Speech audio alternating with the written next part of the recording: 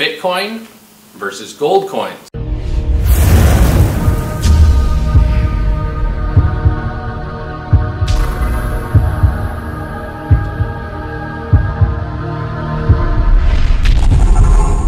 It was big news the other day when Bitcoins were worth about what 1 ounce of gold coin was worth. And that was an interesting tidbit, and it did match with what Bank of America Merrill Lynch had put out about gold and Bitcoins being fairly close in price, $1,300.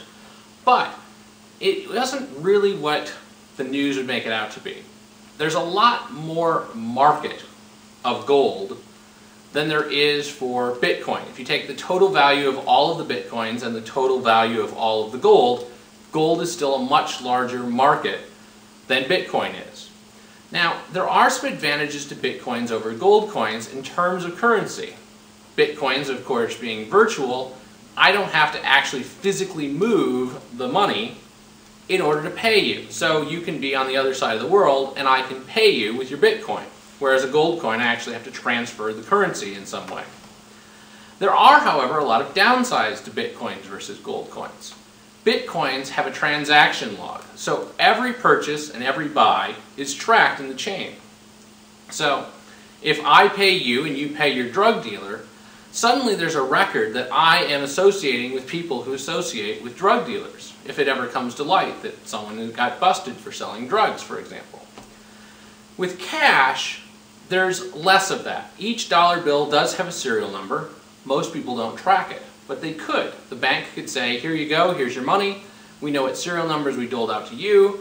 We know what serial numbers the drug dealer had, and there were enough of those that were from you that there's probably a strong chance that you are buying drugs.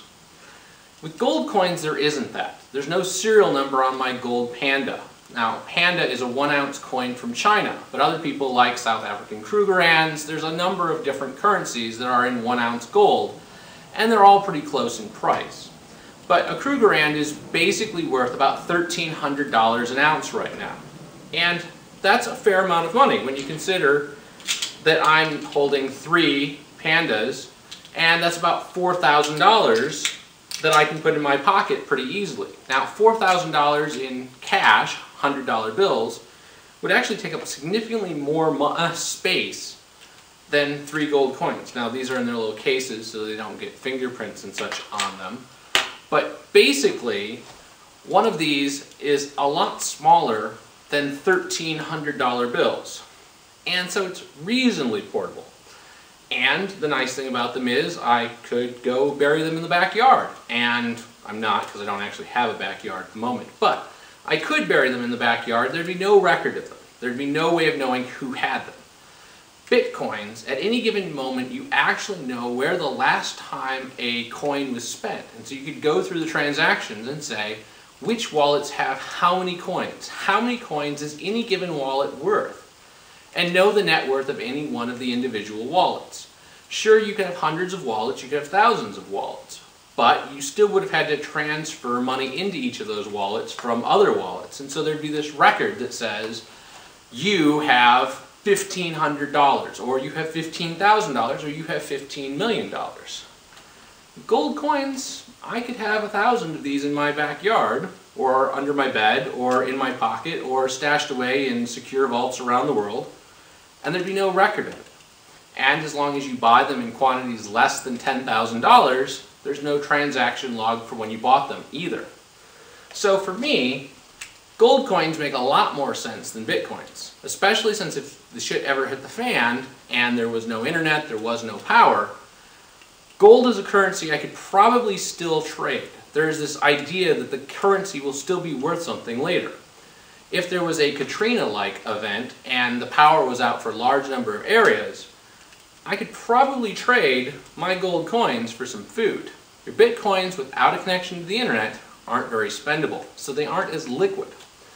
You also have the fact that something like Coinbase, it takes 4 days to transfer money in and out. Now sure, if you validated your account, you can do near instant transfers of up to 10 coins a day, and right now that's $10,000 a day. Well, $7,000 a day at the current price as of when I'm shooting this video. But what it really comes down to is your Bitcoins aren't as liquid as a real coin.